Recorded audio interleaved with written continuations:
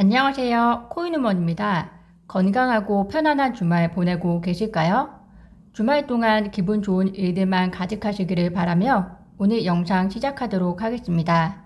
영상 시청하시면서 좋아요, 구독, 알림 설정은 코인우먼에게 큰 힘이 되오니 정중히 부탁드립니다. 어제 증시는 다우, 나스닥, S&P 500 모두 상승하면서 장을 마감하였는데요. 어제 증시 상승장에 영향을 미친 요인은 크게 세 가지로 정리해 볼 수 있을 것 같습니다. 첫 번째가 경제 지표로서 발표된 소매 판매 지수인데요. 이 소매 판매 지수가 전달에 비해서 개선되면서 투자 심리를 회복시켰다 보시면 될 것 같습니다. 우선 소매 판매 지수라는 것은 소비자 지출의 정도를 나타나는 대표적인 지표인데요. 소비는 미국 GDP의 60%를 차지하기 때문에 앞으로도 이 소매업의 수치를 잘 살펴보는 것이 경기 침체 현황을 살펴보는데 도움이 되실 것 같습니다. 이 소매 판매 지수가 전달 대비해서 1% 정도 증가함으로써 투자자 분들에게 경기 침체 우려를 어느 정도 완화시켰다 보시면 될 것 같은데요. 이러한 개선된 수치의 해석이 인플레이션 우려보다 경기 침체 완화에 대한 긍정적인 내용으로 더 효과적으로 작용한 것으로 보입니다. 더불어 미국 소비자들의 경제 신뢰도를 보여주는 지표인 소비자 심리 지수 역시 전달에 비해서 1.1% 개선된 것을 볼 수 있는데요. 12개월 기대 인플레이션의 경우에는 5.2%로 전달 5.3%에 비해서 0.1% 하락했고요. 향후 5년 기대 인플레이션은 2.8%로 전달 3.1%에서 0.3% 하락함으로써 인플레이션에 대한 기대도 개선이 된 것을 확인하실 수 있습니다. 그래서 어제 발표된 경제 지표가 결과적으로 경기 침체에 대한 우려와 그리고 인플레이션 기대 우려를 좋은 쪽으로 해석했다라고 보시는 것이 첫 번째 이유이고요. 두 번째 이유가 미국 중앙은행 당국자들의 발언들이 투자 심리에 안도감을 가져다 주었는데요.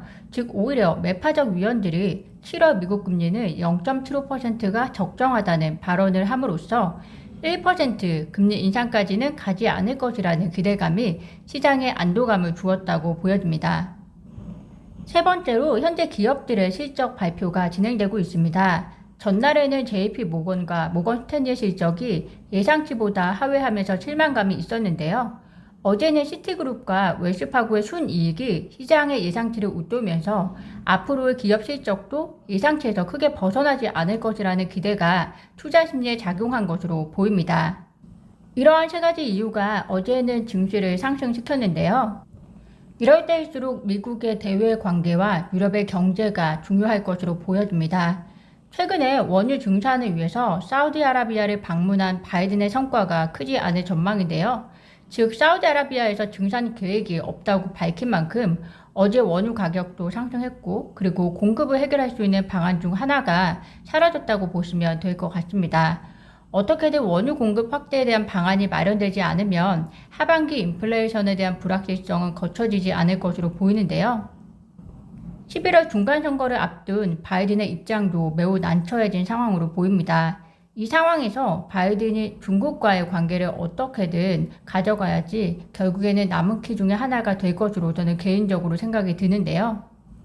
증시와 커플링을 이루고 있는 암호화폐 보도록 하겠습니다. 비트코인을 포함해서 리플, 주요 알트코인도 가격이 소폭 회복한 것으로 보여지고 있는데요. 비트코인은 현재 다시 2,700만원 중반 정도까지 회복을 하였고 리플은 현재 440원 정도의 가격을 보여주고 있습니다. 리플의 경우에는 기술적 반등과 더불어서 현재 리플이 계속적으로 파트너십과 그리고 CBDC를 향한 전진 그리고 SEC 소송에 대한 기대감이 저희가 기대한 만큼의 가격은 아니지만 조금씩 호재로서 작용해주고 있는 것으로 보여지고 있는데요. 특히 리플이 계속적으로 CBDC로의 전진을 집중하고 있는 것은 최근 리플이 발표한 CBDC 인포그래픽 리포트를 통해서도 확인하실 수 있습니다. 궁극적으로 리플의 완성은 CBDC로 귀결이 될 것 같은데요. 리플이 CBDC까지의 전위를 어떻게 만들어갈지 리플 홀더분들과 끝까지 함께 하고 싶습니다. 인포그래픽 내용을 간단하게 설명드리자면 세계 5개 지역, 아시아, 유럽, 라틴 아메리카, 북아메리카, 중동, 북아프리카에 있는 전문가를 대상으로 앞으로 금융시장에 있어 CBDC의 가능성과 영향력에 대한 조사로 보시면 될 것 같은데요. 보시는 것처럼 70% 이상이 CBDC가 향후 5년 이내에 주요 사회 변화를 제공할 것으로 믿고 있다고 답변했습니다. 물론 아시아 태평양 지역이 83% 정도로 가장 높은 순위를 차지하고 있고요. 달러를 통해 세계 통화의 축을 이루고 있는 미국이 속한 북아메리카는 아직까지 여유가 있는 것인지 가장 낮은 수치를 보여주고 있습니다. 이 인포그래픽에서 강조된 또 다른 주요 조사 결과는 금융기관 리더의 85%가 향후 4년 이내에 디지털 화폐를 출시할 것이라고 생각하고 있다는 것인데요.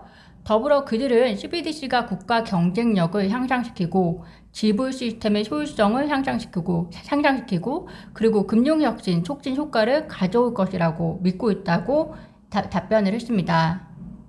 그렇지만 아직까지 CBDC 채택에는 잘 아시는 것처럼 소비자 교육이나 개인정보 보호 그리고 보안 등과 관련된 제약이 있는데요. 이를 극복하고 CBDC가 국가 간 상용화를 위해서는 CBDC 전반, 즉 CBDC가 가고자 하는 명확한 목표는 무엇이고 실질적인 이슈가 무엇인지 그리고 이를 어떻게 해결해야 할지 계속 탐색하고 실험하고 개발하는 과정에서 국가 간의 합의는 필수적으로 보이는데요. 이를 위한 노력의 하나로 BIS와 인도네시아 은행이 지난 4월부터 CBDC 관련 챌린지를 진행했었습니다. 100개의 팀 참가자 중에서 21개의 최종 파이널 리스트에 리플이 선정이 되어서 해당 챌린지를 간단하게 설명드리려고 하는데요.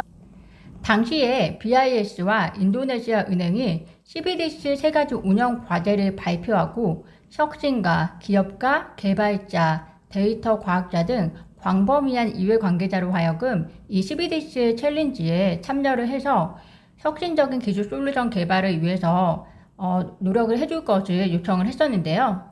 이때 리플도 역시 참여를 하였습니다. 그때 각 참가자가 참여할 수 있는 카테고리는 3개로 나누어져 있었고요. 이때 리플은 이 3가지 카테고리 중에서 첫 번째 카테고리 CBDC를 발행하고 분배하고 송금하기 위한 효과적이고 강력한 수단을 구축하는 부분, 이 부분에 참여를 했고 그리고 최종 명단까지 올라갔습니다. 이렇게 최종 명단에 오른 팀들은 이제 8월 말까지 시제품을 완성하게 되고요. 그리고 심사를 통해서 G20 정상회의에 앞서서 수상자가 발표될 예정인데요. 보시면 리플뿐만이 아니고 스텔라도 최종 리스트에 올라와 있는데 우리의 리플이 꼭 수상자로 연결이 되어서 CBDC 관련 가장 혁신적이고 그리고 적용 가능한 솔루션을 가져올 수 있는 좋은 기회로 삼았으면 좋겠습니다. 당분간 증시는 경기 침체에 대한 우려가 완화됨으로써 랠리를 이어갈 예정이다 라고 보시는 분들이 많습니다. 우리의 리플은 그에 더해서 여러 가지 호재가 지속될 것으로 믿으며 모두가 웃는 하반기 장이 되기를 진심으로 바라봅니다. 오늘도 영상 시청 감사드리며 좋아요, 구독, 알림 설정은 코인 우먼에게 큰 힘이 됩니다. 감사합니다.